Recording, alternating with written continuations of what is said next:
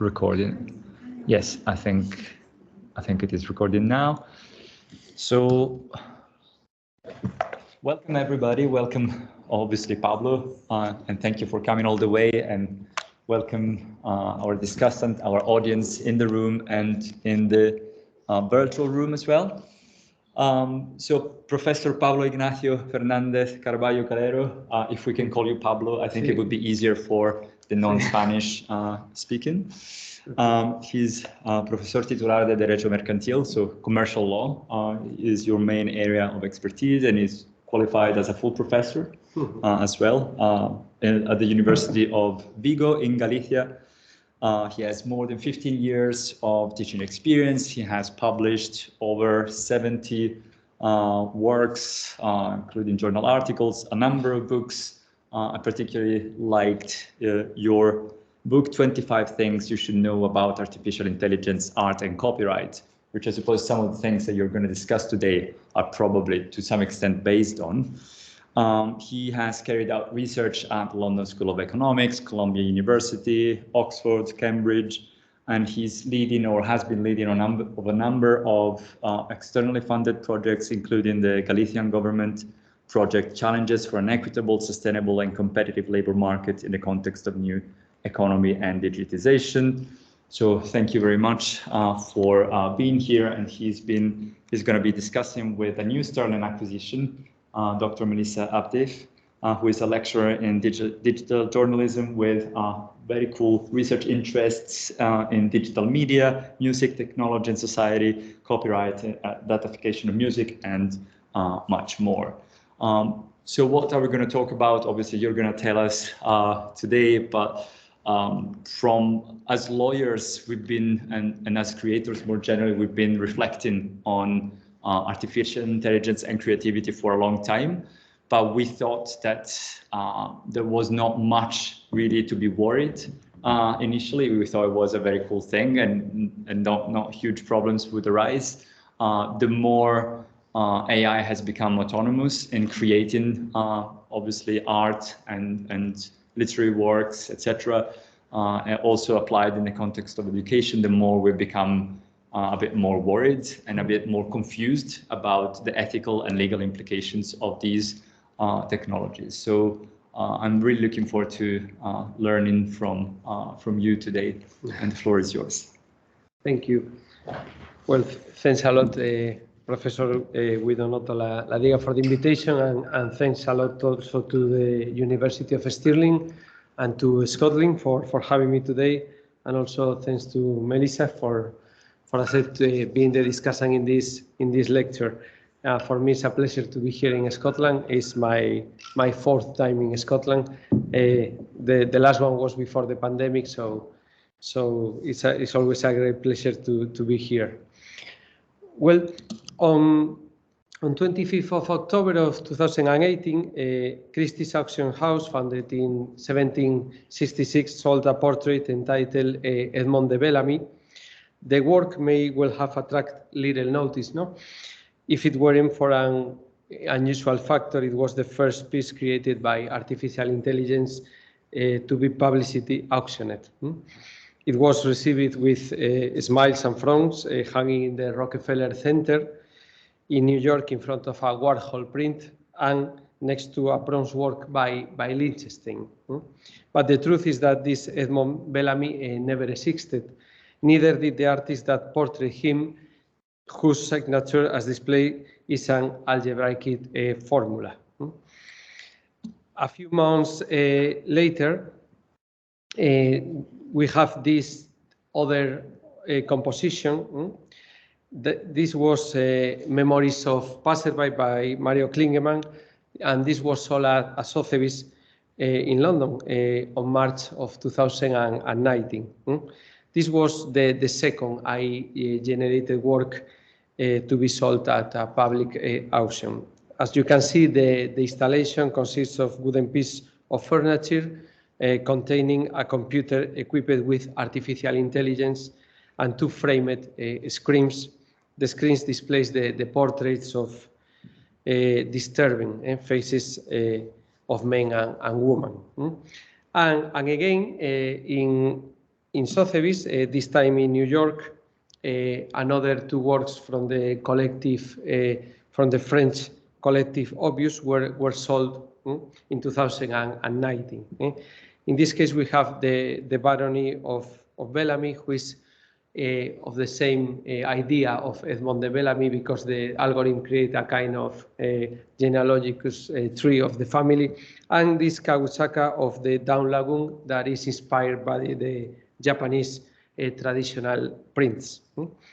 So, in this context, there is no doubt that AI has reached the world of art, capturing the attention of the 2 most charismatic and relevant auction houses in this peculiar market. In any case, it would be risky to predict whether these works produced by AI will seduce the collectionists, or whether, conversely, the newly formed bubble is about to burst. Anyway, from our point of view, we have a lot of things to think about if we think about the relation of artificial intelligence, artworks, and copyright. No? Well, defining AI, artificial intelligence, it was a term first coined in 1956 by John McCarthy in a summer seminar in Dartmouth. Because it's not easy at all. No? In fact, when we talk about intelligence, human intelligence, we can refer as intelligence, for example, in the cognitive aspect, in the emotional aspect, in the social aspect. But under this premise, artificial intelligence would be a scientific field of computer science devoted to the creation of programs and mechanisms capable of displaying intelligent behavior. A discipline aimed at creating systems that are able to learn and reason as a human being. So when we talk about artificial intelligence, we talk mainly about being able to reason as a human being. Anyway, as Carlo has pointed out, we are in front of an umbrella term that comprised by many different techniques and referring in a broad sense to the set of techniques aimed at approximating some aspects of human or animal cognition using machines. Well, having contextualized this analysis, it is important to stress that the art and artificial intelligence binomial does not even or even begin with the works that I referred before. In fact, we have systems as Aaron of Harold Cohen in 1973, The Painting Full by Simon Cotton in 2001, or Paul by Patrick Tressett in 2010, that give us real good examples of the human desire to involve machines in the creative process. And moreover, if we have to highlight a recent work created by artificial intelligence, this is the next Rembrandt.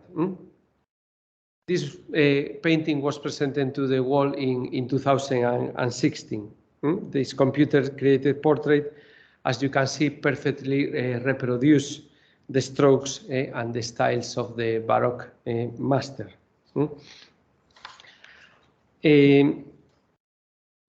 I'm not going to stop in the phases of the creative process, but as an art critic said, the result is chilling, and not because is it bad, because it is frighteningly accurate.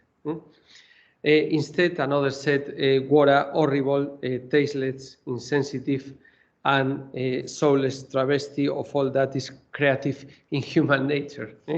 You cannot replicate the genius of Rembrandt. Just Rembrandt can create a Rembrandt. Well, as you see, the polemic is on the table. No? Well, having said that, the relationship between authors and the software used to bring their creations to life has not traditionally posed any problems. Indeed, until the recent times, It has been a matter of course to state that the software used by the author to conceive a given work is in most cases a mere tool. In any case, a simple support to the author in the creative process. The program would be then the equivalent of the paintbrush for the painter, the compass for the architect, or the camera for the photographer. It would therefore not occur to anyone to think that novels writing using Microsoft Word was belonging anyway to the Microsoft company, no? Just as it would not make sense to conclude that the creators of the paintbrush, the compass, or the photography camera were the copyright holders of the works of Feininger, Foster, Leibovitz, whatever. Well, in this context, this is important to highlight the user of the tool and not the inventor of the tool would deserve the status of author of the results obtained. After all, tools are just this, instruments or support elements that, under the control of the users, enable the latter to translate or execute the product of their creative minds in the physical world. In a first case in which the nature of the human contribution was discussed was in Burroughs Giles in 1884. The Supreme Court in USA classifies a photograph of Oscar Wilde as a protected work and grants its author, Napoleon Saroni, the corresponding rights. The court specifically rejects, in this case, the argument that a photograph that reproduces the exact characteristics of some natural object or person on paper is not susceptible to being protected by copyright. But this initial approach has radically changed with the development of artificial intelligence systems, and particularly with the development of machine learning software, a branch of artificial intelligence that produce autonomous systems capable of learning on their own. And why I say this? Because these AI systems are more than tools through which users express their own ideas. Because unlike ordinary tools, whose results always reflect the creative contribution of their users, such systems are potentially capable of creating content with no or minimal human intervention. In this scenario, the only thing left to say is that the impact of artificial intelligence that is clearly visible in other fields, you can think about, for example, arms industry, insurance, healthcare, is already being strongly felt in the art world. The question that arises is whether current copyright legislation are ready to respond to the questions raised by the new relationship between intelligent machines and art. Well, in this scenario, with an ever-present and ever-improving artificial intelligence, we have a lot of challenges. And this has been understood by the World Intellectual Property Organization, which the 13th of December of 2019 launched a public consultation process inviting all the stakeholders to comment on the draft issues paper on intellectual property policy and artificial intelligence. Well, this paper proposed as one of its thematics the interaction between artificial intelligence and copyright. And the Intellectual Property Organization, the World Intellectual Property Organization, make us a lot of questions. But essentially, they ask us about whether works created by artificial intelligence are eligible for copyright protection, and if so, who is the author and the copyright owner, and how this protection system could be articulated. Well, it is essential to distinguish between works produced autonomously by artificial intelligence, we can call AI-generated works, and works produced by AI systems in which a relevant human contribution is verified. We can call this AI-assisted works. So AI-generated works and AI-assisted works.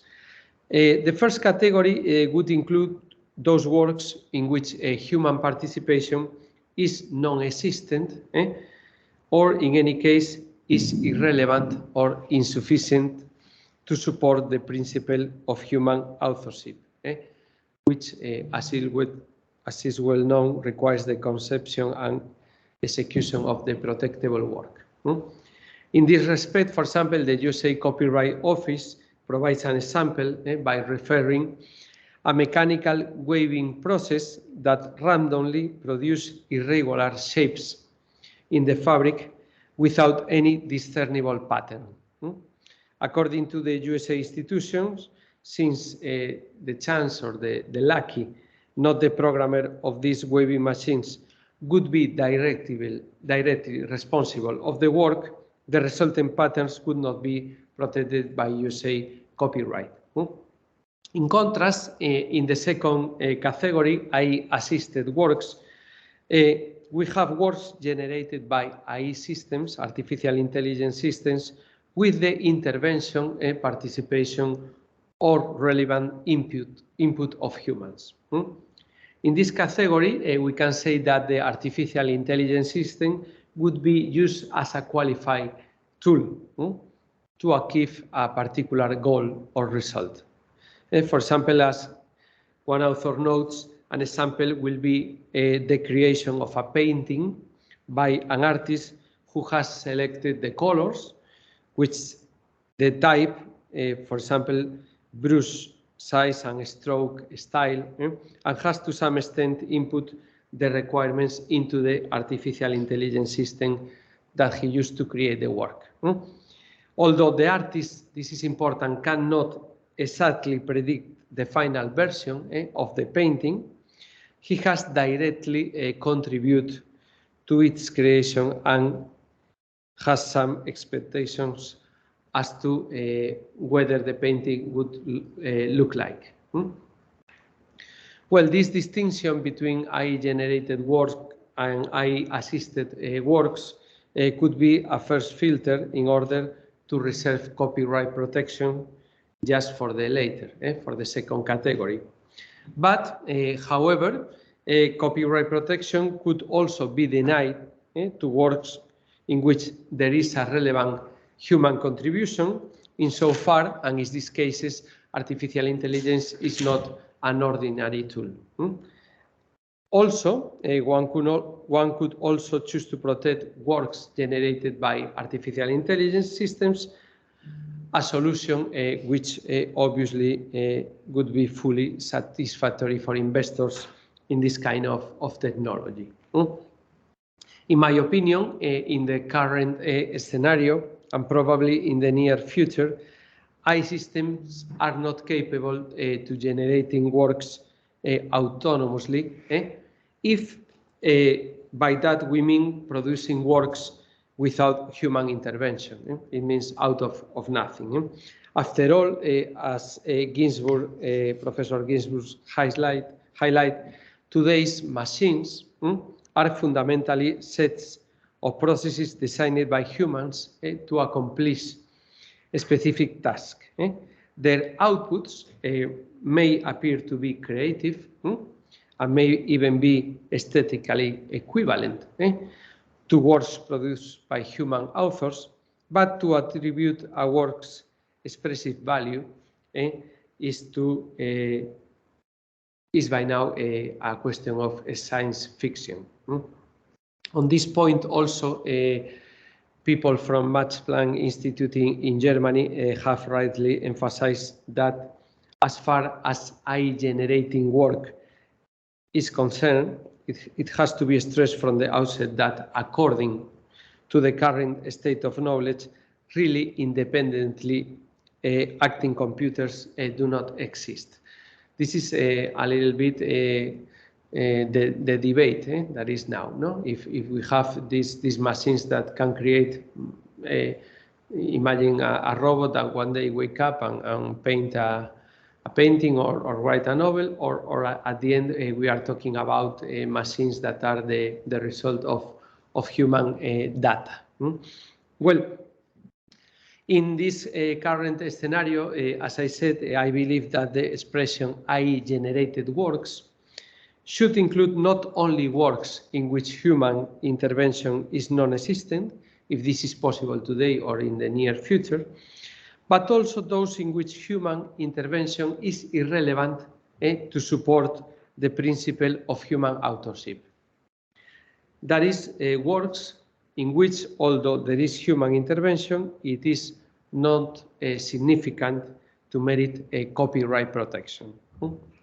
Claro, from this perspective, the intellectual property organization should focus on proposing at a global level the opportunity to invoke the solution that has been chosen by places like United Kingdom, for example, Hong Kong, Ireland, India, and so on, where computer-generated works are protected.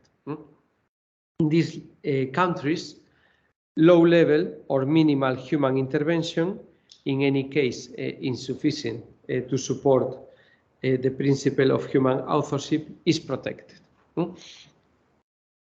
In fact, according to the legislation of these countries, when it is the machine that creates in circumstances where it's not possible to identify a human author, the status of author is assigned to the person who makes the necessary arrangements for the creation of the work. This is what you have, for example, here in United Kingdom. It seems, therefore, that the legislation provides for cases of minimal or low-level human intervention rather than cases in which such intervention has even been verified. Because if the AI system were to generate a work in an absolutely autonomous manner, for example, with human intervention at all, it would make no sense to attribute the status of author to the person who makes the necessary arrangement. Because in this case, no person would have made such arrangements. I mean, when UK legislation talk about computer-generated works, is thinking about a minimal human intervention, not completely autonomous work, because otherwise it has no sense to give copyright protection to the guy that made the arrangements, because no one would make these arrangements. Then this legislation has other problem. Who is the one that made these arrangements? But at least with this solution of computer-generated works, these computer-generated works are protected. Then the problem is to see who is the one that made the arrangements. But we can discuss about this solution later.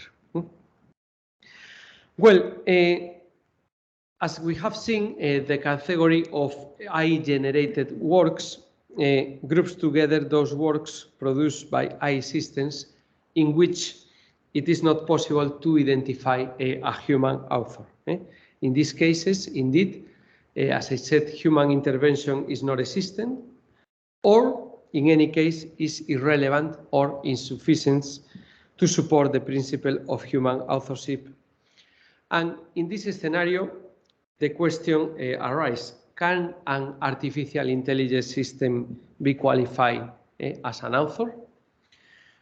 Well, intellectual property legislations worldwide take different approaches to a lot of issues, and of course, this is also the case in the question that is the matter of this lecture. But I could say that in general terms, the vast majority of IP laws, including continental Europe, the United States, and Australia, call for human creativity as a prerequisite for protection. This conception is based on a traditionally established idea. Original works created by a natural or physical person are the object of copyright law. In this context, the exclusive attribution of the status of author to a natural person would exclude machines, even if the results they produce might externally appear to be intellectual works. As such, even if an artificial intelligence system has autonomously created a protectable work, it could never be qualified as an author. Well, this approach, the approach that I said, the approach adopted was also confirmed by the famous case of the selfie taken by a black-crested macaque named Naruto. I don't know if you know this case. In July 2011, a British photographer called David Slater traveled to Indonesia, and on the second day of a 3-day retreat, he followed a group of 25 monkeys to a place where they had stopped for a rest. And at that point, the photographer tried to take a very close shot of the shoot of a monkey's face using a wide-angle lens, but the monkeys became nervous and would not allow him to get too close. So he decided to put the camera on a tripod, and from then on the monkeys played with the camera, and they made several selfies, which and obviously between all of the selfies, this was the one that attracted the attention of all of us. No? But from a legal point of view, this was a very interesting case, because I think somebody has their microphone on. Can you turn it off? Just.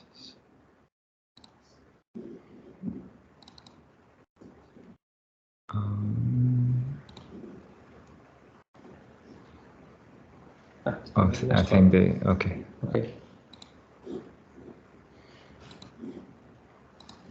See, I was telling that from a legal point of view, the image taken by the monkey was the source of two legal disputes over whether the photograph should be qualified as a copyrightable work, and whether Naruto, the monkey, should be qualified as an author. Well, in view of all of the arguments, the United States Copyright Office decided that the photograph was not copyrightable because only works created by a human can be copyrighted under United States law, which excludes photographs and artwork created by animals or machines without human intervention. Thus, it does not seem too much of a leap to transfer the lessons of the Naruto selfie case to works that has been autonomously created by AI systems where human intervention is not verified.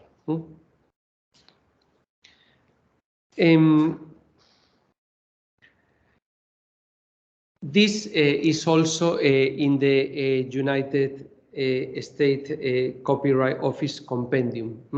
If we read the compendium of the USA Copyright Office in paragraph, for example, 306, it says that the USA Copyright Office will register an original work of authorship provided that the work has created by a human being.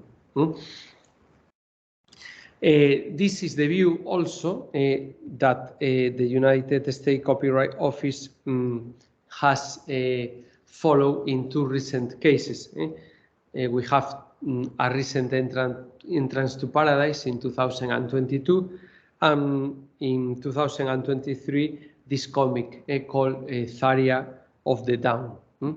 In these two cases, the United States Copyright Office held that even if a human enters text prompts into Midjourney and iterates an image until it becomes what they want, they are still at some level out of control over what the generative artificial intelligence produce. And for this reason, it is not truly the work of a human author. The Copyright Office literally wrote this: a person who provides text prompts to Midjourney does not actually form the generated image and is not the mastermind behind them. Instead, Midjourney begins the image generation process with a field of visual noise, which is refined based on tokens created from user prompts that relate to Midjourney's training database. The information in the prompt may influence the generated image, but prompt text does not dictate a specific result. As part of the decision, the Copyright Office compared Castanovas was the artist's use of Midjourney with the work of a photographer and their camera. The agency wrote that, unlike a photographer, users of Midjourney do not have the same degree of control over the final image. Photographers can control many parts of their photographs. For example, the framing, the lighting, the subject, the presentation of the subject, the exposure time, the depth of field. Even at the end is the camera, the ones that capture the image. Midjourney users, on the other hand, cannot truly control what the artificial intelligence system creates. Well, in conclusion, at least in most of civil law countries and also in USA and in others, creativity is a gift exclusively attributable to human beings. If we ask, is there any future for these AI-generated works? Well, there has been many solutions in different countries. For example, this protection of computer-generated works that I talk about. Another authors talk about the work made for hire doctrine, to apply this doctrine to the artificial intelligence works. In Spain, for example, there are part of the doctrine that is thinking about a sui generis right, as we did with the database maker.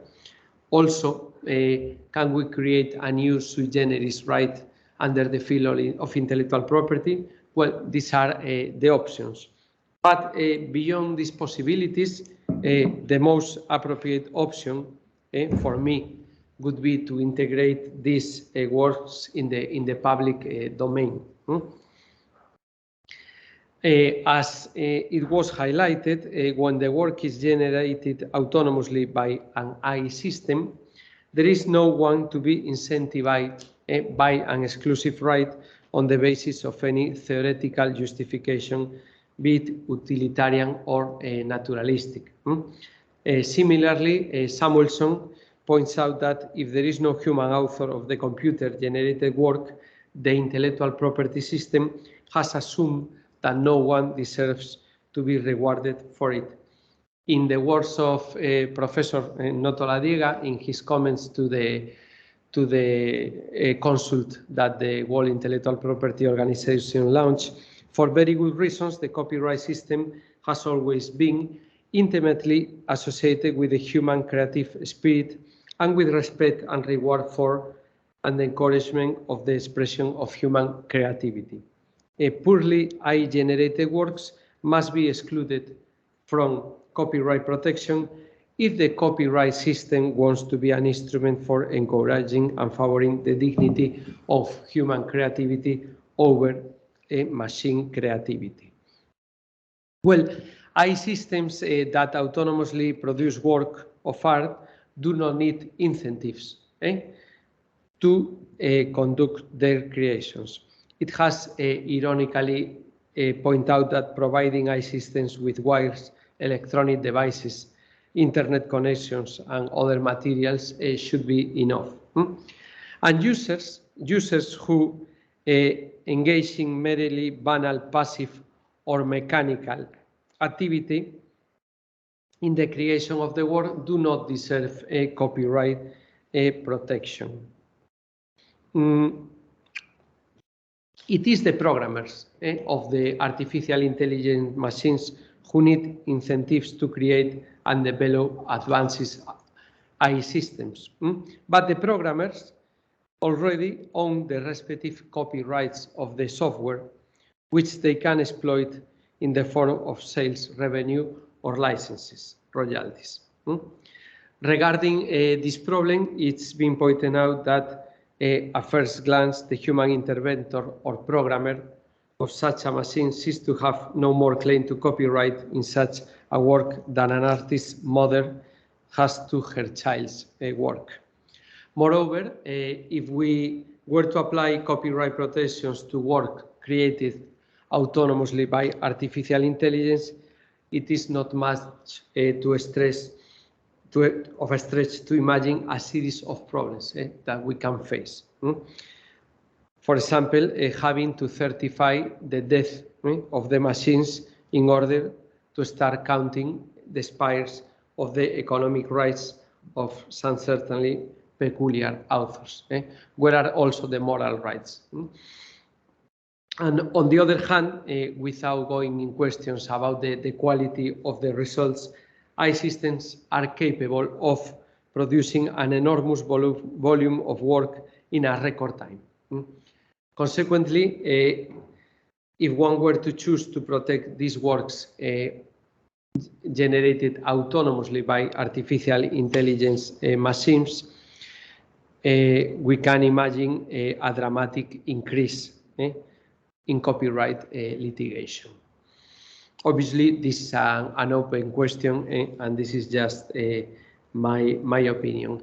And just to end, this approach will be completely different if we talk about works that are created by artificial intelligence systems, but with a relevant human intervention. For example, this is the case of the next Rembrandt, where to create this painting during 18 months, we have mathematics, philosophers, engineers, art experts that work with the machine to create the painting. So in this case, for me, there is no doubt that it deserves a copyright protection, even though the artificial intelligence system is not an ordinary tool. It's more than a regular tool, but anyway, there is a human input to create the work. Then another question is, for example, if we see this painting, if we are in front of a joint work, a collaborative work, but this is a problem that is most common when we deal with the traditional copyright categories. So that's my presentation. Thanks a lot.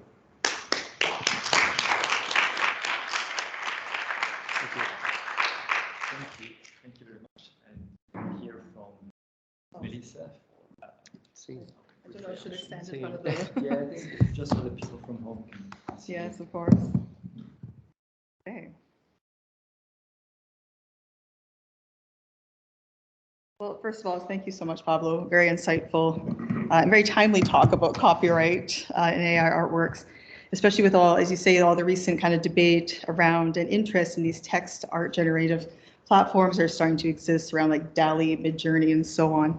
And it's really interesting to hear your perspective and some of the ones that you cited as well about what is considered AI assisted versus not, especially the photography example, because for me, like someone, and I don't know if there's any other photographers in the room, they do seem more similar to myself, that it is very much a process in coming up with a prompt. And you're seeing a lot more kind of conversation online right now about people being very protective about the prompts that they create, in a way that it's almost like the prompt has become an intellectual property source in itself, and people not willing to share those online in order to protect the way that they would produce something like this. So yeah, it's interesting to see these kind of conversations that are starting to occur.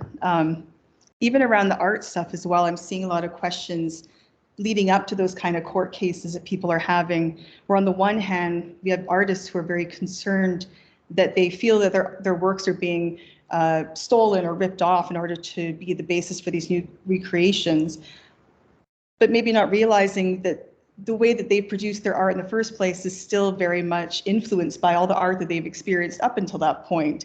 It just becomes a lot more obvious and explicit when we have like a data set that, you know, an AI is generating from.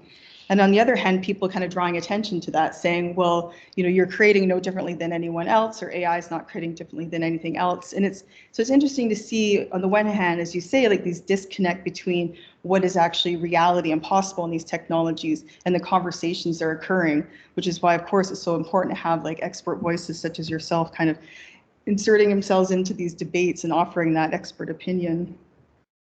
So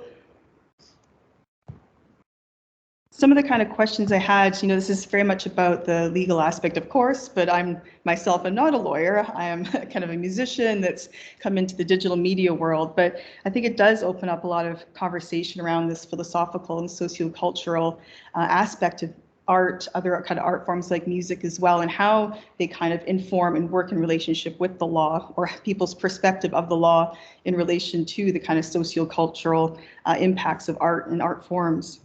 So it's interesting because something like art, there isn't a very explicit like citation format. Like you know, someone could call out their influences in a narrative statement or an artist statement about a work. But for me, if someone coming from music, it's interesting that there is a much more kind of clear way of calling attention to the works that would have influenced someone's style, in the form of, like, let's say if you explicitly incorporated someone's work into yours through a sample, that would be, you know, a licensing process, and a kind of intellectual property would still be navigated that way and respected. And even like now, because of court cases like the Marvin Gaye and Bruno Mars case a couple of years ago, it was pretty recent, I can't remember when it was out, but basically Bruno Mars and his team were sued for kind of creating a piece in the style of Marvin Gaye, which has created so much like fear and panic in the popular music world. But this is kind of on the verge of these questions we're having about AI and art and music being generated in this format. Is can we copyright vibes? Can we copyright aesthetic? Because that's essentially what's being produced through these prompts and through these platforms. So I don't know, like you say, if we put everything in the public domain, will this hopefully lead to a much more openly creative system? Or will we kind of move into a system where, in order to produce a generative piece of music or art, we have to get royalties and licensing and sampling for all the music that is scraped, or are the arts that are scraped for that data set, which would be prohibitively expensive for any artist to work in those types of parameters, creating like a very two-tier system in the art world and music world.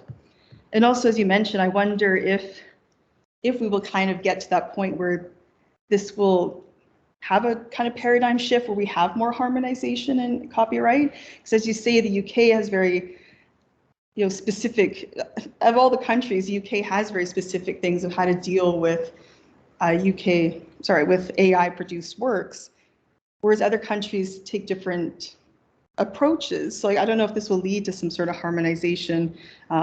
Yeah, just wondering about that. And for me as well, as someone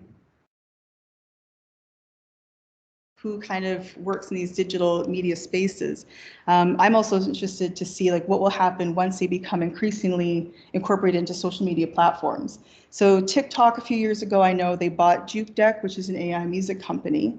So I'm kind of curious to see what will happen when we can just, you know, a user can just say, generate new music for my TikTok, and for the platform, it bypasses all the restrictions they need for licensing music for their platform. But then once again, who owns that? Does TikTok own that music? Does the person who pressed generate own it? Does someone, is it public domain? So I don't know if copyright law has kind of made kind of policies around what happens when they become platformized in that way. I think that's probably a few minutes. I did want to get, maybe we can put this into the questions as well, but just, you kind of touched on that point about the human and human creativity and how some countries have dealt with what it means for something to be human versus animal versus AI. And I think that's where a lot of the kind of disconnect between reality and kind of the conversations that are happening, the debates and the fears around the technology and what is and is not copyright are kind of going.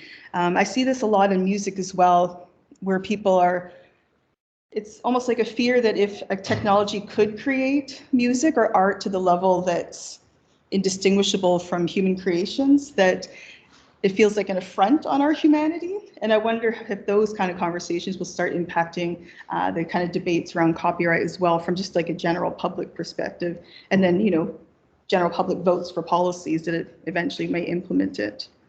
All right, I can leave it there. Sorry, I've got lots to get excited about these issues. And I guess open it up for questions or response. You want to react to the reaction or?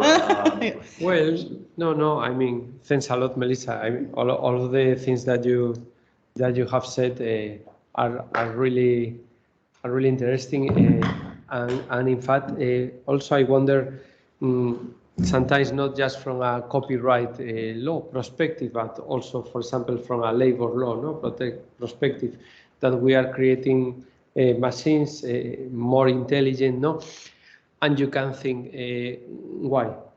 Because, for example, from in Spain, people of law philosophy, they have also a lot to say in this topic, because the problem in copyright is that we are creating these machines that can create results that are aesthetically as human results. Sometimes you can't even distinguish, or they are even better. But the thing is that before, when you buy a painting, for example, it's like you buy the experience of the painter, of the creator. For example, you can see that Van Gogh creates a very different if he was happy or depressed or the time of the year, and with the machines this doesn't happen. But if people is every day less educated in this and gives less value to this, claro, I assume that the creator must be worried, because, for example, I have a collection in my house of movies and Blu-rays, and every time that someone comes to my house, they said, why do you have this here?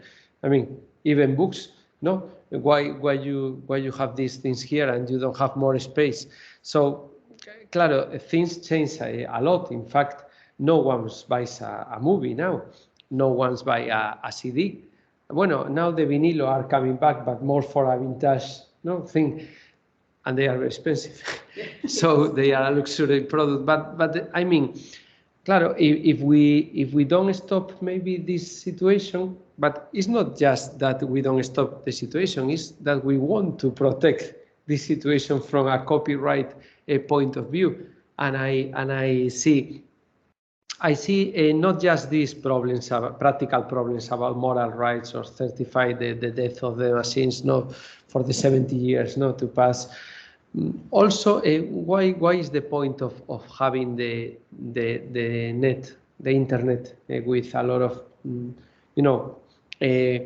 copyright works? I mean, works under copyright protection. That's my concern, And I see that creators are worried, and I assume they must, But on the other hand, we are the ones that are giving more and more data to the machines to make them more efficient and more developed. This is another great topic, what happened with the data that we use to feed the machines, because the machines, they need a lot of data. And obviously you have pues the directive in Europe. You have another, the fair use, for example, in USA. In Japan is also different, the legislation. So for me, one of the main problems is if the results are copyrightable. But the other real big problem here is what happened with the data, no, that you use to fit these artificial intelligence systems, no. In fact, I think that will be a great, topic for a doctoral thesis or whatever, because for me this is a core problem here. So, thank you. Thank you. I will stop recording. There's a couple of questions on. Yes. Let me. Teams. Okay. Yes. Question here. If there are any questions.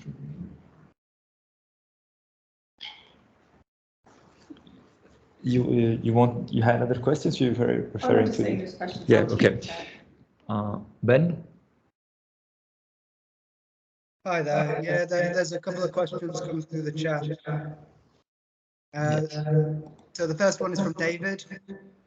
He was wondering if you have any take on the use of previous existing works for the creation of AI-generated content.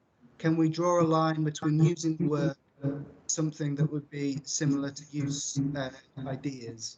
He means that the data the AI uses should or could be considered within the scope of ideas rather than pieces of work. Any take in the use of previous existing.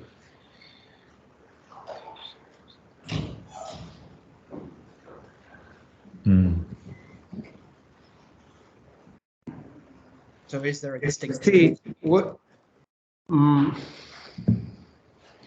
claro, sí, thanks for the question, David. As I said, for me this is one of the main problems and one of the main questions if you want to promote these AI systems or not. Well, David in his questions, he said, can we draw a line between using the work and something that would be similar to use ideas? I mean, the data that you should or could be considered in the scope of ideas rather than that pieces of the work. That's a very good thing. The thing is that it's not so important if you call ideas or you call pieces of work. The main thing is that what do you want to do? I mean, as a policy question, no? Because you can, I mean, do you want to be proactive? Do you want to be proactive and defend this kind of technology? Okay, let's do an exception. It means every data that you use to feed artificial intelligence system is not protectable. For example, in the next Rembrandt, there is no problem because we are talking about, they use almost 370,000 fragments of paintings of Rembrandt because they need a lot of data. But you can say, okay, I am pro in artificial intelligence, so the data that I use are not going to be protected, so no matter what data are. Or you can say, no, I'm going to give, you can use the data that you want, but if it's not a commercial interest, if it's just for education purposes. I mean, you can use a lot of ways, and I think that this is in the core of the debate. As David said, can we just say that when we feed the artificial intelligence system, we are not talking about pieces of work, we are talking about ideas? Well, pues that would be another option. I mean that the main thing is a question of policy. What do you want to do with this? If we want to create every year more developed machines, or we need to stop the thing at some point, no? Well, following on from that, Severa is asking about the possibility of global reform to take place in the near future regarding AI-generated or assisted works. So, as the rapid development in AI and art amplify the negative impact of unauthorized copyright rules, how possible is that legal reform? Is that anywhere near in the future? Bueno, Sí, thanks a lot, Sarah, for the question. Obviously, there is something that is in the agenda of the international institutions. Europe is dealing with this thing of artificial intelligence in different sectors. I'm thinking, for example, in this problem of autonomous vehicles. In Spain, for example, the main debate now is if we have to give personality to the AI system, no, to treat them like how do you say juridic personality, or legal person. Exactly, legal personality. Because, for example, if you give legal personality, it's easier to say, okay, so the AI is the creator. Or, for example, the AI is the inventor, no? In the case of patent law, no? That is another debate that is now in this field of intellectual property. But again, once we have that the AI, for example, is the creator or the inventor, you need people behind. Because, for example, I'm thinking about patents. You can have an artificial inventor, no, as this project is called. But what happens when the patent infringes another patent? Who is going to respond for it? It's going to be always a person behind, or as, for example, the ones that are experts in tax law, where is the money, no? Is what they want, no? If an artificial intelligence system infringes a patent, or, for example, in this topic, a copyright protection, who is going to pay for this? No? So I mean that the debate is there over the table, and also for me that's the main thing, that Europe has to decide whether